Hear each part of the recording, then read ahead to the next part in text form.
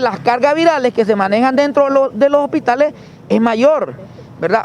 Por eso es que decimos nosotros, es mejor estar en lugares amplios de ventilación, pero cuando usted analiza, por ejemplo, estos hospitales inmóviles que trajeron, mire, esos hospitales inmóviles son focos más bien de infección por coronavirus. ¿Por qué? Uno, mire el análisis que se hizo, no tenían presión negativa.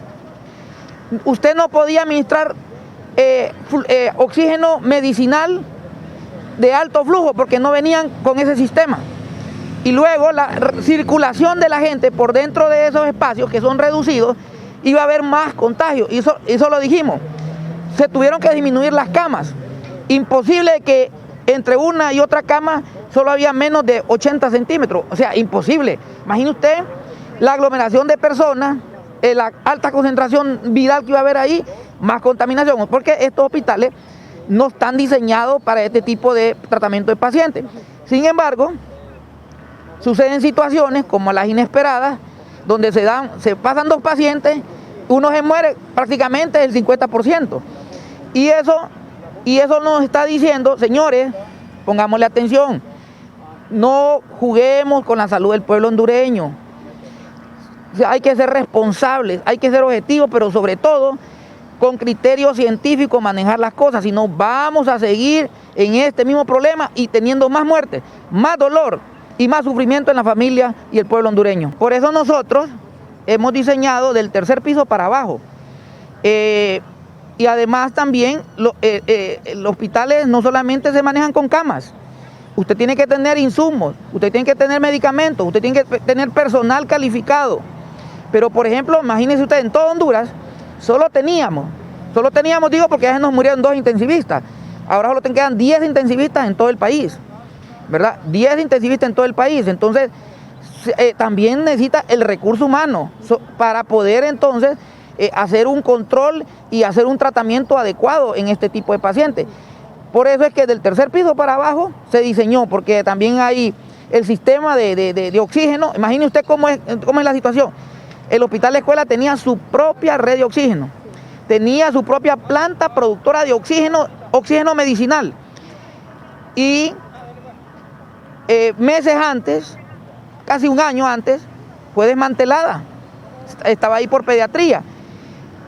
Lastimosamente, ahora todo lo que es la terapia de oxígeno es manejada entonces por la empresa privada. Los hospitales tienen diseño para poder atender los pacientes tipo como el COVID ahorita, el SARS-CoV-2. ¿Por qué? Él bien lo decía, el tórax, el Hospital San Felipe, son hospitales planos, hospitales amplios, donde hay mucha ventilación, están diseñados para eso. Los hospitales verticales, por cada piso que usted suba, aumenta el riesgo de contagio en un 25%. O sea que significa que todos los hospitales verticales deberían de haber sido diseñados para atender todas las otras patologías, cáncer, hipertensión, diabetes, hipertiroidismo, y también están muriendo por eso, ¿verdad? Están muriendo también por eso muchos pacientes. Los pacientes de insuficiencia renal también están muriendo. Y eso no sale mucho en las noticias, pero es bastante, fíjese.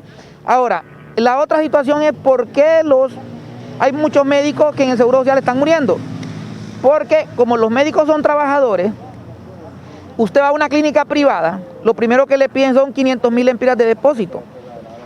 Y no todos los médicos tienen la cantidad de dinero, ¿ya?, para poder dar esa entrada, y luego esas son cuentas millonarias las que salen, porque casi podríamos decir que están 3 semanas a 6 semanas de internamiento un paciente, y luego se va a su casa y no es que se cura, sino que también sigue un mes más todavía en recuperación, porque los pulmones quedan afectados por la fibrosis pulmonar que produce el virus, más los medicamentos que se le aplican. Entonces los médicos van y se ingresan al Seguro Social porque tienen cobertura como cualquier ciudadano, como cualquier trabajador.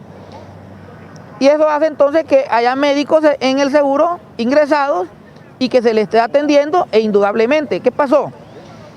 Ya sabíamos nosotros que en Europa se estaba dando la segunda ola, lo dijo España, lo dijo Italia, y que esta segunda ola era todavía más fuerte, con más muertos todavía, y que había que ponerle atención. Aquí comenzamos nosotros más bien a relajarnos, y comenzamos nosotros a disminuir las medidas de bioseguridad. comenzamos a quitarnos la mascarilla, comenzamos a estar en grupos, comenzamos con fiestas, bueno, eso sucedió.